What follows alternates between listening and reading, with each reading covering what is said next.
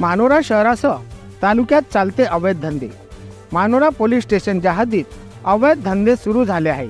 या अवैध धंदे करणाऱ्यांवर मेहरबान कोण हा प्रश्न उपस्थित होत आहे।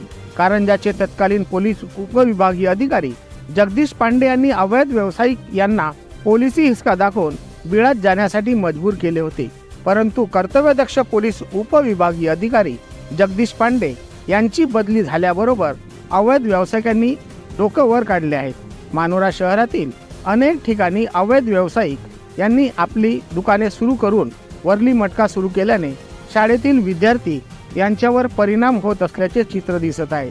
मानोरा तालुक्यातील बऱ्याचशा गावामध्ये मटक्याचे दुकानं सुरू आहेत। अनेक लोकांचे संसार उघड्यावर येण्याची शक्यता नाकारता येत नाही, कारण की अनेक मटका शौकीन घरातील भांडे विकून मटका लावत असल्याचे महिलांचे म्हणणे आहे।